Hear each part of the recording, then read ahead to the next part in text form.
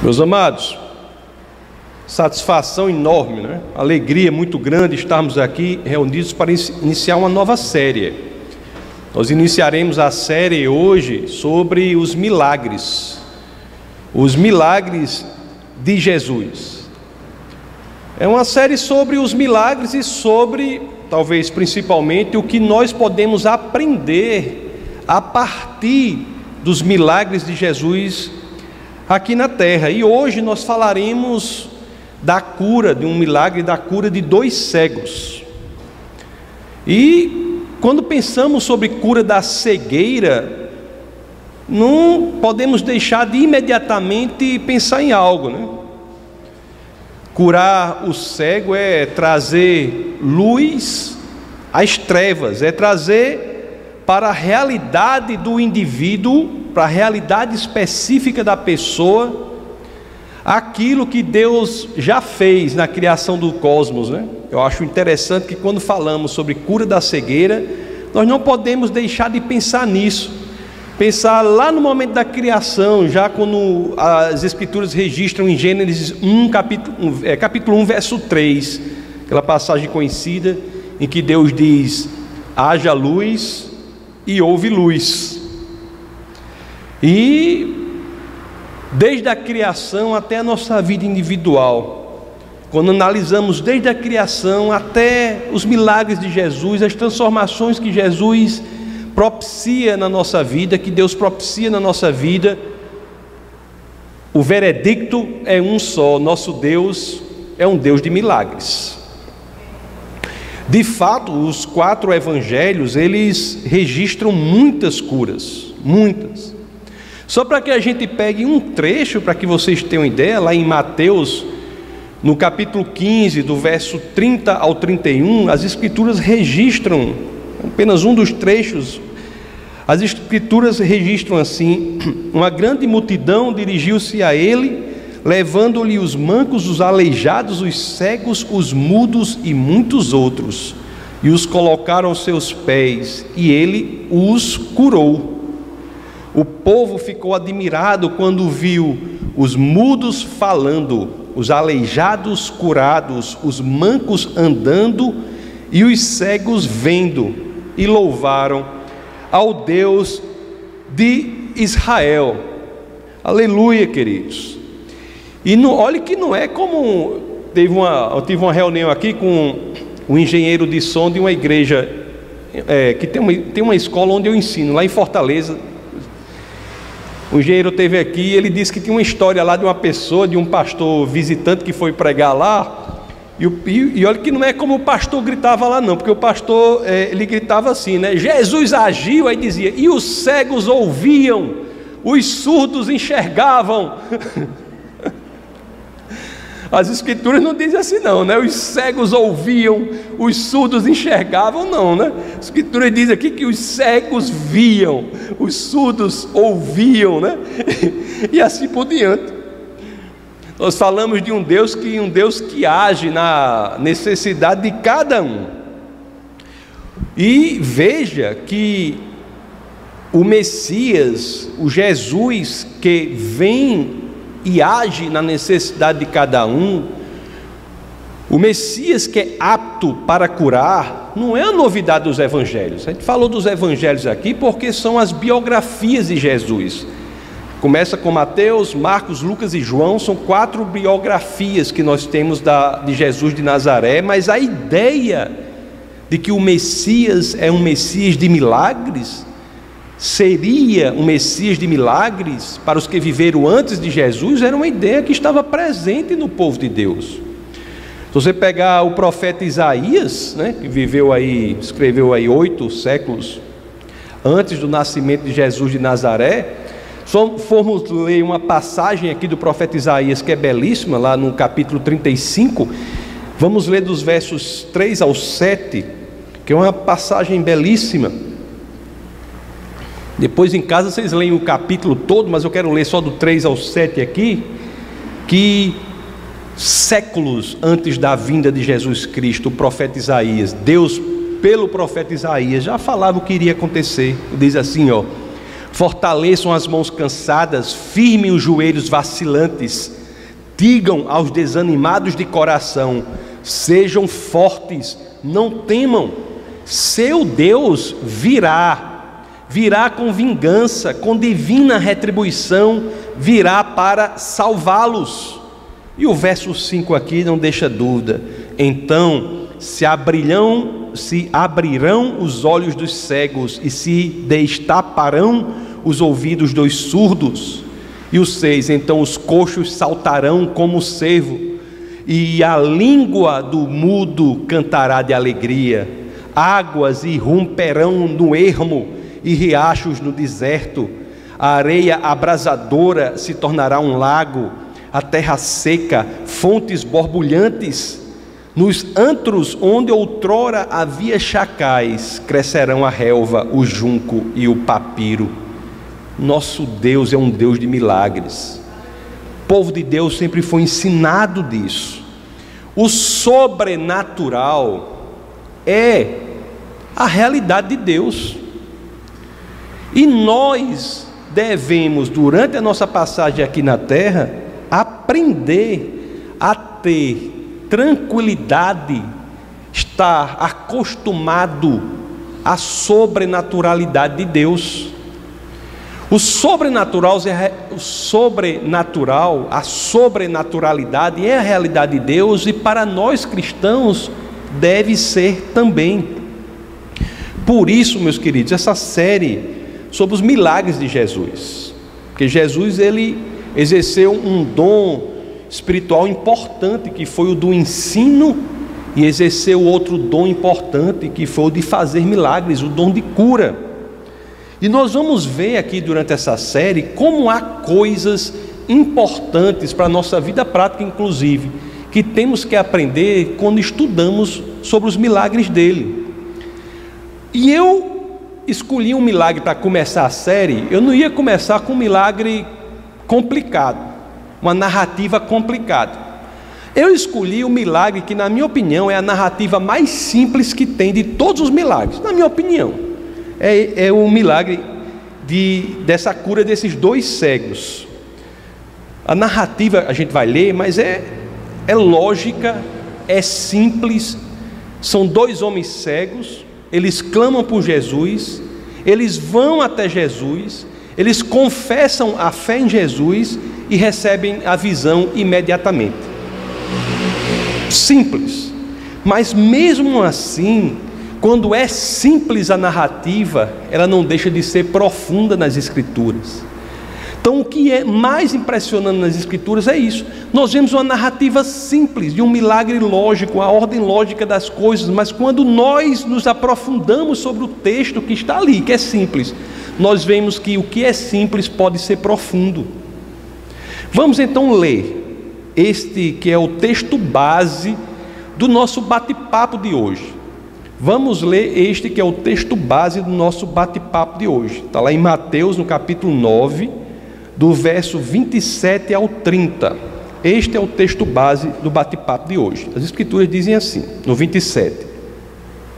É esse texto que principalmente iremos entender. Diz assim, 27. Saindo Jesus dali, tudo leva a dizer que é da casa de Jairo, mas não precisa. Do lugar, saindo Jesus dali, 2 cegos o seguiram, chamando: Filho de Davi, tem misericórdia de nós. E o verso 28 diz assim: entrando ele em casa, os cegos se aproximaram e ele lhes perguntou: vocês creem que eu sou capaz de fazer isso? Eles responderam: sim, Senhor. E o 29 diz assim: e ele, tocando nos olhos deles, disse: que lhes seja feito segundo a fé que vocês têm. E o 30 diz: e a visão deles foi restaurada. Então Jesus advertiu severamente: cuidem para que ninguém saiba disso. Mais uma vez, você vê que é uma narrativa simples. Outros milagres, nós iremos estudar aqui, eles são narrativas impressionantes, né? Tem um milagre que o aleijado é colocado no lugar pelo telhado, não é? Pelo telhado. No outro, a mulher faz tudo no mundo para tocar no manto de Jesus. Uma confusão. Quando toca no manto de Jesus, Jesus ainda olha e pergunta assim, né? Quem tocou em mim? No de Lázaro, olha só o trabalho de Jesus, né? Assim, né? Do ponto de vista natural, assim, 4 dias o homem lá no túmulo ali, 4 dias morto. Trabalho de Jesus. Mas aqui, nesse milagre que iremos estudar hoje, a ordem é toda direta. A palavra de Deus, como eu disse para vocês, ela é tão incrível, e é uma coisa que nós cristãos, nós temos que crescer em amor pela palavra de Deus. Nós temos que crescer em intimidade com a palavra de Deus. Ela deve ser cara para nós, deve ser algo importante para nós. Porque mesmo nessa narrativa simples que nós limos aqui do Mateus 9, né, 27 ao 30, narrativa simples, direta, há tanto a ser descoberto. O que nós temos que aprender, meus queridos, sempre que lemos a palavra do Senhor, é a treinar a nossa vista, a nossa visão, a nossa capacidade de entender o que está ali, que as palavras todas são importantes. Então vamos, nessa nossa caminhada que se inicia hoje, sobre o estudo dos milagres, e hoje especificamente sobre esse milagre, vamos criar amor e a vontade de cada vez mais mergulhar na beleza das Escrituras. Isso tem que ser o nosso estilo de vida, isso tem que nos mover o nosso coração, mover o nosso intelecto. A gente tem que ficar boquiaberto, impressionado com as Escrituras, que elas chegam a um âmbito que nenhuma outra produção jamais chegou, e a razão disso é que elas são inspiradas por Deus. Então vamos lá, vamos conversar sobre esse milagre que está lá em Mateus 9, do 27 ao 30. Eu disse que era simples a narrativa, e de fato é. E o que é a primeira lição que a gente aprende a partir da simplicidade do relato? Qual é a primeira lição?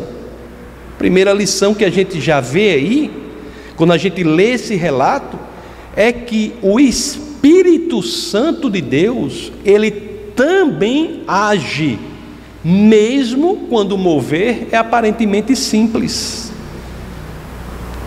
Existe uma ideia de que os milagres impressionantes necessitam de exteriorizações impressionantes.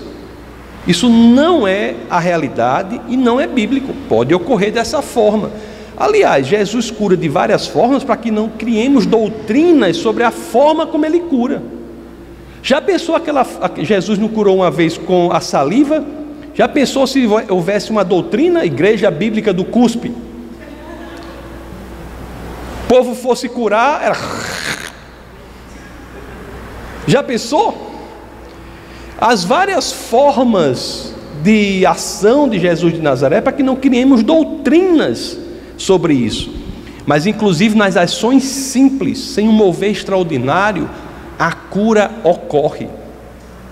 Tem um casal conhecido nosso, eu já falei sobre eles aqui, que é o Josh e a Candy Brown.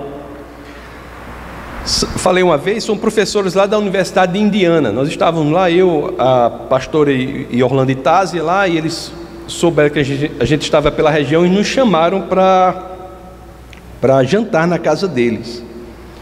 E nós fomos muito bem recebidos lá, e pessoas maravilhosas. Todos dois são grandes estudiosos, né? Tem a formação sólida, formação em Harvard, em Oxford. Moraram um tempo na Inglaterra e nos Estados Unidos. São professores da Universidade de Indiana na área de neurociência. E o Josh, ele se descobriu com um tumor no cérebro, num lugar que não podia ser operado, pela localização do tumor. E ele estava no hospital para cuidar do tumor, e a esposa dele, que também é professora lá, estava no hospital para ter o primeiro filho. Aí Josh disse: eu não quero morrer, eu quero continuar, não quero morrer. Foi falar com o pastor lá dele, e a resposta que o pastor deu para ele não satisfez, porque o pastor deu a resposta para ele assim: não se preocupe, Josh, nós vamos orar para que você morra sem perder a fé. Aí ele disse: mas não é exatamente o que eu quero. Aí disse que foi, né? Foi verificar algumas reuniões de oração por cura, e ele falou que primeiro foi analisar a teologia, para ver se a teologia era correta, e disse que era uma teologia tão simples que não podia estar errada. O que a pessoa falava era assim: seja curado em nome de Jesus. E ele foi lá, a pessoa disse: seja curado em nome de Jesus. Pôs as mãos sobre ele: seja curado em nome de Jesus. E ele disse que não sentiu nada, não sentiu arrepio, não sentiu uma ventania, não sentiu nada. Sentiu nada é como você, um segundo antes e depois agora. Nada, sentiu nada. Foi para casa e disse: pronto, não aconteceu nada. Depois, quando foi para o hospital, né, fazer acho que foi uma ressonância, que eles chamam MRI. Quando eles foram fazer no cérebro, o tumor, no lugar do tumor estava apenas uma cicatriz. Curado, cara que é da área, neurocientista. Tanto é assim que a esposa dele publicou um livro, que eu aconselho a todos que atuam nessa área, chamado Testando a Oração, publicado pela editora da Universidade de Harvard, Harvard University Press. Testando a Oração. Sabe o que foi que ela promoveu depois desse evento com o marido dela? Reunia pessoas doentes, a gente até tentou fazer isso, não foi?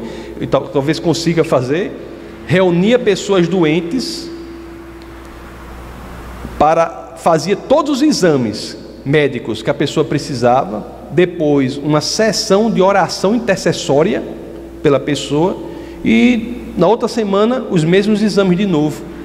E a diferença gritante, e ela simplesmente publicou essa diferença de exames nesse livro, que está disponível para qualquer pessoa que quiser comprar ou ler, chamado Testando a Oração.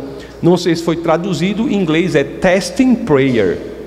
Testing Prayer, Testando a Oração, publicado pela editora da Universidade de Harvard. Não sentiu nada. Então, a simplicidade do relato não quer dizer que não haja mover genuíno do Espírito de Deus. Pode ser que haja um grande mover, você veja coisas acontecendo, pode ser. Isso não quer dizer que não é bíblico, mas quer dizer que a sobrenaturalidade do Senhor, o milagre pode ocorrer quando você acha que nada aconteceu. O simples pode ser profundo. O simples, aliás, quando verdadeiro, é uma das forças mais profundas que existem. Vamos ver se não é assim. Vamos voltar ao texto. Agora vamos abrir lá em Mateus 9, 27. Vamos ler o primeiro verso. Saindo Jesus dali, 2 cegos o seguiram, clamando: Filho de Davi, tem misericórdia de nós. Esse é o primeiro verso. Jesus saía ali, da casa de Jairo, voltava a seus aposentos, e 2 cegos seguiram Jesus. O que é que eles estavam fazendo? Orlando, pode deixar esse verso aí, não precisa. O que é que eles estavam fazendo? Primeira coisa que nós aprendemos: estavam clamando. Clamando foi a forma como esses 2 cegos buscaram o Senhor. Clamar é o quê? É expressar um desejo profundo, é querer com toda a sua força uma nova realidade. Nós não podemos, meus queridos, buscar o Senhor de forma letárgica. Não podemos. Não há um cristianismo em que nós buscamos o Senhor a não ser de forma apaixonada. Temos que buscar o Senhor de forma apaixonada, não como aquela personagem que eu sempre cito aqui, que é o cachorro no mormaço do sertão, que fica balançando um rabo para um lado para o outro sem saber. Não é assim que se busca o Senhor. Não é na indiferença, não é adormecido, não é anestesiado. Os cegos clamavam buscando o Senhor, e é este o sentimento que tem de estar no nosso coração. Será que o nosso coração hoje está como o coração dos cegos, clamando por Jesus? Isso é algo que fala muito sobre aquilo em que devemos trabalhar para a nossa saúde espiritual. A indiferença letárgica a indiferença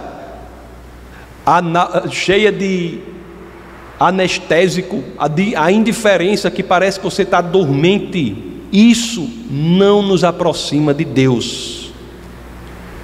Nós temos de deixar, e isso envolve um esforço para que aconteça. Temos que deixar o amor por Jesus, o amor por Deus, ele queimar o nosso peito, a ponto de chegarmos perto dele como os cegos chegaram, clamando, desejando ardentemente.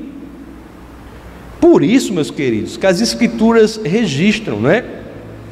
Lá em Mateus, no capítulo 11, Orlando, no verso 12, as Escrituras registram, Mateus 11, 12: desde os dias de João Batista até agora, o reino dos céus é tomado à força, e os que usam de força se apoderam dele. Não é a lógica do mundo nós crescermos em amor por Jesus. Envolve esforço de nossa parte, envolve que queiramos e que a gente abra o coração para deixar que Deus verdadeiramente promova essa mudança de forma de agir. Se nós não clamarmos em nosso coração por Jesus, assim como aqueles cegos, né? Se eles não tivessem clamado por Jesus, eles continuariam cegos. Da mesma forma, se nós não promovermos o estilo de vida de amor ardente pelo Senhor, também continuaremos na escuridão. É a mesma coisa, e muito pior do que os cegos, né? Porque não continuaremos na escuridão das vistas, mas na escuridão do espírito. Temos que crescer nesse amor, crescer nesse amor. Não estou dizendo que é sempre fácil isso, não estou dizendo que é sempre fácil isso. Não é sempre fácil nós nos voltarmos inteiramente para Deus, nem sempre é fácil, né? Nós temos que vencer o mundo, temos que resistir ao inimigo das nossas almas, temos que resistir a nós mesmos. Nossa carne, né? Assim que a gente aprende. Eu não aprendi porque eu não era cristão enquanto criança. Na realidade eu flertava com o ateísmo, mas aquelas pessoas que tiveram o privilégio de crescer na escola, né, da igreja, tiveram, como as crianças que estão aqui, elas aprendem desde sempre que tem 3 coisas que tem que aprender a lidar com isso. Quais são as 3 coisas que nós temos que aprender a lidar com? Qual é o trio que precisa ser vencido? Qual é? Nossa carne, o mundo e o inimigo de nossas almas. Não é fácil. Temos que aprender a vencer isso para crescermos em amor pelo Senhor e assim estarmos na posição de vivenciarmos com frequência o milagre de Deus em nossa vida. É preciso perseverar para que a vitória ocorra. Olhe, isso aí é uma coisa que eu aprendi na prática. Eu aprendi na prática. Eu não, por mim, não, assim, se você perguntasse assim, foi bom? Não, assim, foi um problema, muita dificuldade. Mas uma coisa eu aprendi: a perseverança é necessária para a vitória. É necessária para a vitória. Não sejam ingênuos em relação a isso. Temos de perseverar. Os cegos, você acha que foi fácil para eles, mesmo clamando? Não. Tem uma coisa no verso 27 do capítulo 9, né, que nós lemos, que também chama muito a atenção. Eu não sei se chamaram a atenção, se isso chamou a atenção de algum de vocês. Provavelmente sim. Sim, porque diz assim, ó: saindo Jesus dali, 2 cegos o seguiram. Eu digo, pelo amor de Deus, como é que um cego vai seguir alguém? As Escrituras registram que os 2 cegos seguiram Jesus. É fácil para o cego seguir alguém? Isso é uma demonstração de uma perseverança impressionante. Você pode dizer assim, mas eram 2, mas tudo bem, mas era um cego guiando o outro. Existe até um ditado que diz, né? É um cego guiando outro cego, né? É até um ditado que diz assim. Foi fácil? Não, foi fácil. Deve ter perguntado para um, perguntado para outro, ter errado, ter puxado, encontrou uma pessoa, segurou, ei, onde é que está Jesus, onde é que está no seu... Não foi fácil. Para que chegassem ao Senhor, eles perseveraram. Às vezes, meus queridos, nós passamos por problemas. E eu digo já a você, não há garantia nas Escrituras de uma capa a outra da Bíblia, em nenhum dos 66 livros da Bíblia, a garantia de que você não passará por problemas. Inclusive, existe até dizendo que você passará. A garantia é que no Senhor nós teremos a paz que excede todo o entendimento. Não é que nós nos livraremos do problema, é que passaremos pelo problema com o Senhor. E passamos. Mas assim como os cegos, quando passamos pelos problemas, nós temos de ter a perseverança e a confiança de que venceremos. Os cegos tinham um desejo ardente no coração, né? Clamavam, perseveraram. Eu não fico imaginando para não ficar rindo das Escrituras, né? Mas imagine os dois cegos tentando seguir Jesus. Os cegos o seguiram, não foi um negócio fácil, um negócio impressionante. Aí eles, com isso, com o coração certo, com a perseverança, aí chegam perto do Senhor e fazem uma oração poderosa, simples e poderosa. Essa oração que os cegos fazem é belíssima. Qual é a oração? Está aqui a oração deles, está aí no verso 27, ainda estamos no verso 27. Qual a oração que eles fazem? Filho de Davi, tem misericórdia de nós. Oraram. Filho de Davi, tem misericórdia de nós. Tem misericórdia, do grego eleu, que é o que? Tem compaixão. Filho de Davi tem compaixão de nós. Filho de Davi ajuda o aflito. Ajuda-nos que estamos aflitos. Filho de Davi, ajuda-nos. Nós buscamos socorro. Os cegos nessa oração oram de maneira correta. Que é orar de maneira correta?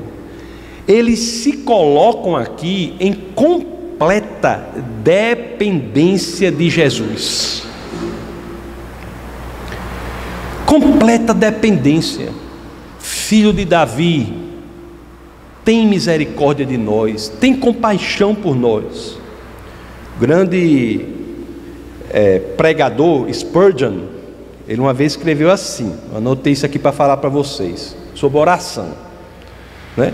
Porque é importante que a gente saiba disso, viu, pessoal? Que mesmo quando você não vê saída, tenha convicção de que Jesus é a saída. Isso é um elemento, uma característica que transforma vidas. Você pode não ver saída, mas você não pode deixar de perder a esperança, que é de saber que em Jesus há a saída. Spurgeon diz assim, ó: uma boca que se abre em oração incessante resultará em olhos abertos que verão a fé de forma clara. Por isso, ore na escuridão, mesmo se parece para você que não há qualquer esperança de luz. Oração simples e poderosa, né? Como eu falei para vocês. Filho de Davi, tem misericórdia de nós. Filho de Davi, tem misericórdia de nós. Uma coisa importante dessa oração também é que ele na oração, ele reconhece o senhorio de Cristo, porque fala assim, ó: filho de Davi. Eu nunca vi um cego ter tanta visão como esse daí, porque outros lá que enxergavam direitinho não reconheciam que Cristo era o Messias, até hoje, né? Eles cegos, ao dizerem filho de Davi, estavam dizendo: Deus encarnado, Jesus o Messias, tenha misericórdia de mim. Em muitos lugares das Escrituras, nós lemos que o Messias vem de Davi. Lá em Isaías, por exemplo, nós temos isso. Não quero nem entrar lá, mas nós temos isso já em Isaías.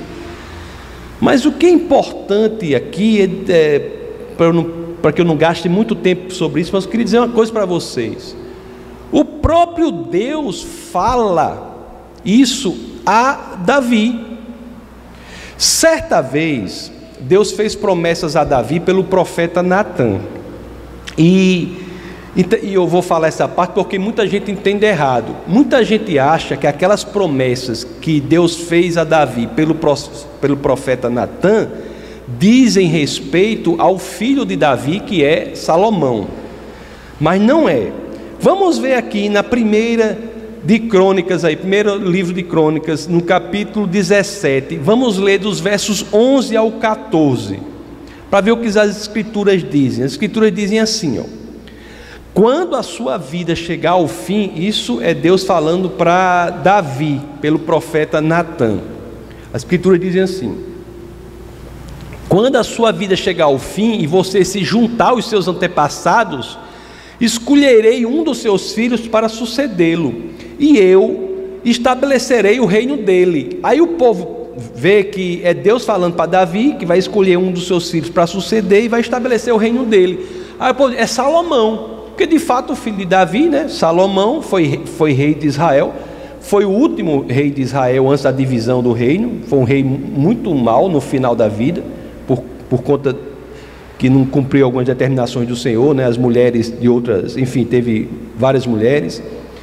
Mas quando vamos ver o verso 12, começa a ficar claro, que diz assim, ó: é ele que vai construir um templo para mim. De fato, Salomão construiu o templo. E foi um templo que ele construiu com um material que foi recolhido por Davi. Mas aqui, quando continuamos, nós já vemos que Salomão não atende a esse critério, porque diz assim: e eu firmarei o trono dele para sempre. O trono que Salomão construiu no templo não ficou firmado para sempre. Foi destruído, né? 2 vezes, a última no ano 70 depois de Cristo. Templo de Salomão. Aí o 13 diz: e eu serei seu pai e ele será meu filho, nunca retirarei dele o meu amor como retirei de Saul. E o 14: eu o farei líder do meu povo e do meu reino para sempre, seu reinado será estabelecido para sempre. Não é Salomão. O templo de Salomão foi destruído no ano 70 depois de Cristo. Quem é o filho de Davi, o descendente de Davi, cujo reinado é estabelecido para sempre? Jesus de Nazaré, o Messias. 1000 anos depois, meus queridos, de Davi, nasce Jesus. E eu já falei aqui no nosso bate-papo que 4 biografias são escritas sobre Jesus, né? Mateus, Marcos, Lucas e João escrevem os 4 evangelhos, que são as biografias sobre Jesus. Vocês já viram qual é a primeira informação que nós temos sobre o biografado? Nas biografias dele, nas 4. A primeira informação que nós temos nas biografias de Jesus sobre Jesus de Nazaré é qual? Abre lá em Mateus 1:1. Qual é a primeira informação que nós temos sobre Jesus nas biografias dele? Qual é? Mateus, Evangelho de São Mateus, capítulo 1, verso 1. A primeira informação que nós temos é registro da genealogia de Jesus Cristo, filho de Davi. Por quê? Porque é em Cristo que as promessas feitas a Davi sobre o seu descendente são realizadas. Jesus não é um profeta, ele é a realização dos profetas. Jesus não é um profeta. Ele não representa Deus, ele apresenta Deus, ele é Deus. Ele é a realização das profecias que todos os profetas fizeram.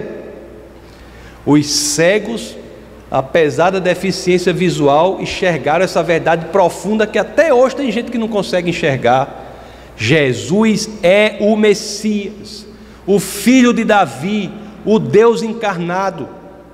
Meus queridos, assim como os cegos fizeram, nós temos que glorificar a Deus também em nossas orações. Tem gente que quer orar se glorificando a si mesmo. Tem oração que a pessoa se glorificando a si mesmo. A oração correta é aquela que envolve a dependência de Deus, glorifica a Deus, reconhece o poderio de Deus, quem Ele é. Como é que você se glorifica a si mesmo na oração? Exigindo coisa de Deus. Se você exige coisa de Deus, isso é uma relação em que você está no centro, mandando em Deus. Não é Deus que está no centro, fazendo a sua vontade. Quando você exige algo de Deus, é uma relação que o homem está no centro, é antropocêntrica. O homem está no centro. A oração correta é a oração cristocêntrica, que Jesus está no centro, como essa que os cegos fizeram. Por isso que aqueles que oram se colocando no centro não recebem oração. Orar é entregar-se ao Senhor como alguém que depende de Deus. Não depende parcialmente, né? Depende por completo. E os cegos fizeram isso. Aí o verso 28 traz uma pergunta de Jesus, que essa daí vai até a medula óssea. Que a pergunta de Jesus é no verso 28. Entrando ele em casa, os cegos se aproximaram e ele lhes perguntou: vocês creem que eu sou capaz de fazer isso? Vocês creem que eu sou capaz de fazer isso? Qual é o foco da pergunta? O foco da pergunta é a fé dos cegos. Veja que os cegos chegam para ele não pergunta assim para os cegos não: espera aí, me diga uma coisa, você já fez algum tratamento com algum especialista? Quais são os colírios que você está usando? O que foi que aconteceu com essa doença? Já está quanto tempo que você tem mesmo? É genético, não é genético? Não. Jesus não está interessado nesse assunto.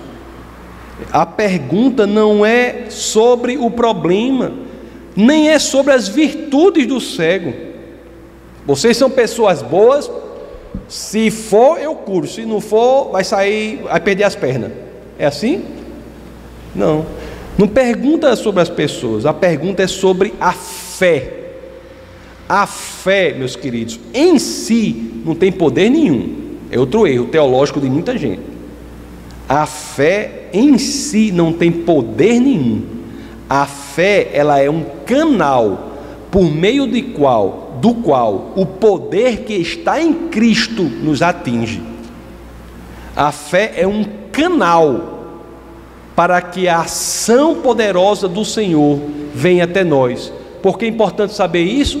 Porque não é a fé por si só que cura, é a fé que leva a Cristo que cura. E ele pergunta, né? O poder, vocês creem que eu posso fazer isso? Essa é a pergunta. Por isso a ênfase também de Cristo aqui nessa pergunta, que deixa claro o entendimento da fé, quando diz assim: vocês creem que eu sou capaz? Eu sou capaz. Não é a fé em si, não é a fé em um objeto, não é a fé em uma pessoa, não é a fé em sua capacidade, é a fé naquele que é o Deus encarnado, Jesus Cristo. Ela é que cria o canal por meio do qual o poder que está em Deus nos atinge para que o milagre ocorra. O Senhor meus queridos, essa é uma verdade. O Senhor é a solução para os nossos problemas. Tem uma coisa aqui nessa pergunta também que é muito importante. Às vezes passa despercebido, mas ela é muito importante. Sabe o que eu estou falando? Eu estou falando do pronome demonstrativo, isso, que está no final dessa pergunta. Às vezes a gente passa por ele, mas é muito importante isso aí. Olha como Jesus faz: vocês creem que eu sou capaz de fazer isso? Sabe por que isso é importante? Porque a fé também não é em um elemento genérico, geral. Você sabia que tem muita gente E a gente conhece, na função de pastor, a gente tem contato, conhece muita gente que crê efetivamente que Jesus pode fazer milagres. Eu creio que Jesus pode fazer milagres, mas se você for investigar o coração dessa pessoa que crê que Jesus pode fazer milagres, essa pessoa não crê verdadeiramente no coração dela que Jesus vai fazer o milagre que ela precisa. Entendeu? Olhe só a sutileza dessa pergunta de Jesus. Porque Jesus não pergunta assim não, ó, você crê que eu sou capaz de fazer milagres? Tem gente que responde positivamente a essa pergunta. Eu creio que Jesus é capaz de fazer milagres, mas não responde positivamente a pergunta. Eu creio que Jesus é capaz de fazer o meu milagre, o milagre que eu preciso, solucionar a situação específica que eu preciso. Olhe, isso é de uma sutileza, mas faz toda a diferença. Faz toda a diferença. A quantidade de gente que crê no poder de Deus para os outros, mas não crê no poder de Deus para si mesmo, é enorme. Crê no poder de Deus para os outros, vê milagres acontecendo e se emociona, e não duvida não, sabe que Deus é Deus, tem poder, mas não crê no poder de Deus para o seu próprio milagre. Por isso que Jesus pergunta: você crê que eu sou capaz de agir no milagre específico da sua vida, agir naquilo que você precisa, agir nisso? É um pronome demonstrativo, nisso, apontando nisso daqui.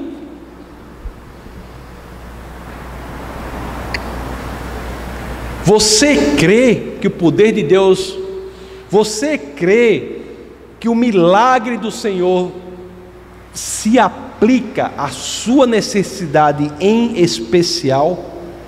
Você crê que eu sou capaz de fazer isso? Jesus não existe apenas a solução dos problemas da humanidade. Ele mas não é apenas isso. Quando nós dizemos isso, nós perdemos uma realidade teológica importante. Quando a gente diz assim, Jesus é a solução da humanidade, é verdade, mas nós temos que ter cuidado. Quando a gente diz coisa assim, Jesus morreu pelos pecados da humanidade, é verdade, mas tem que ter cuidado. Porque Jesus é a solução dos problemas da humanidade. Se você está dizendo isso, você tem a convicção que você está incluindo você mesmo. Você é capaz de dizer, Jesus é a solução para os meus problemas? Isso é cristianismo. Jesus morreu pelos pecados da humanidade, mas você sabia que pelo seu pecado específico ele morreu?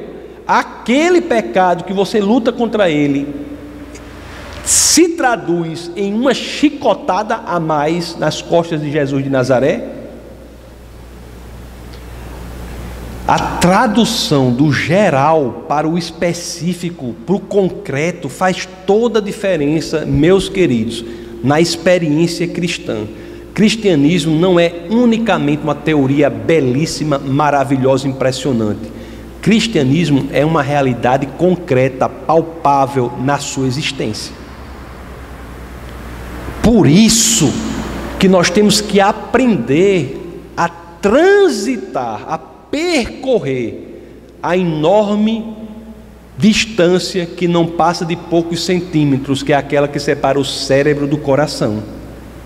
Cristianismo é uma apreciação, é suscetível, é capaz de ser apreciada intelectualmente, mas isso não é tudo que Deus tem a oferecer. Deus tem a oferecer uma mudança concreta, palpável, verificável de existência.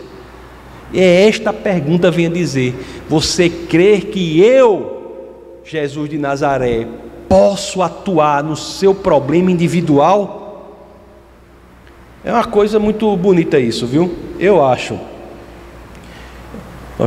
A fé tem que gerar confiança em nós, não no poder abstrato de Deus, mas tem que gerar confiança em nós, na ação de Cristo para a nossa vida específica. E como é que os cegos responderam a essa pergunta? A resposta dos... Esses cegos, mais duas pessoas que eu quero conhecer lá no céu. Porque a resposta dele é alto nível, é simplicidade e profundidade. Olha a resposta do cego: sim, Senhor. Vocês creem que eu sou capaz de fazer isso? Eles respondem: sim, Senhor. E imediatamente, diante do Senhor, diante de Deus, diante das perguntas de Deus, não há resposta melhor. A melhor resposta que tem para o Senhor é o sim imediato. É o sim imediato. Uma coisa que eu tenho impressão, é um tema delicado, mas uma coisa que eu tenho impressão é o seguinte: porque no verso 29 diz assim, e ele, Jesus, tocando nos olhos dos cegos, disse que lhe seja feito segundo a fé que vocês têm. Na minha opinião, pessoal, pelo que eu entendo, que seja feito segundo a fé que vocês têm, isso não tem a ver com o tamanho da fé, porque o poder não está na fé. Isso tem a ver com a imediatidade da resposta que eles deram. É o verso subsequente. Quando eles respondem imediatamente, sim, Senhor, imediatamente, sim, Senhor, o milagre ocorre imediatamente. É a imediatidade da resposta, a prontidão em responder na imediatidade que gera a imediatidade do milagre. Que ele seja feito segundo a fé que vocês têm. Não é o tamanho da fé. Se você tem uma fé pequena, dê valor a ela. É como joia preciosa. Porque não é o tamanho da fé que gera o milagre, é o tamanho do nosso Deus que gera o milagre. Por isso que Jesus diz que seja feito segundo a fé que vocês têm. Bom, meus queridos, e o que ocorreu? Está lá no verso 29, né? E a visão deles foi restaurada. Foi restaurada por completo. Ele não ficou cego de um olho vendo no outro, não ficou vendo, não, imediatamente restaurada. Foi uma cura, um milagre imediato. E Jesus ainda diz assim, né? Cuidem para que ninguém saiba disso. Isso aí tem uma informação muito importante. Eu vou falar rapidamente sobre isso porque está no verso, que é o seguinte: Jesus, em seu ministério, sempre teve cuidado para não ser visto unicamente como um fazedor de milagres. Isso é muito importante. E tem gente em seu ministério que quer ser visto como um fazedor de milagres. Jesus, em todo momento, tinha esse cuidado para que não fosse visto como um fazedor de milagres. Por quê, pessoal? Porque o milagre em si, como alguém que é cego passa a ver, é um milagre fabuloso, mas não é o mais importante. O mais importante é que no milagre a pessoa se sensibilize para abrir o seu coração para a mensagem eterna do Evangelho de Jesus de Nazaré. Isso é central, e Jesus sempre teve esse cuidado, não é? Para que o milagre leve ao foco, ao aspecto espiritual e não morra em si próprio. Tem muita gente que tem um estilo de vida assim, que eles precisam, Jesus promove um milagre impressionante na vida deles, mas eles perdem o trem. Por quê? Porque acharam que a ação de Deus era unicamente para aquilo, quando na realidade a ação de Deus do milagre é para fazer um milagre, mas acima de tudo é para levá-lo ao entendimento da verdade profunda, que Deus quer a sua salvação. Jesus não queria ser unicamente isso, fazedor de milagres. Ele queria o quê?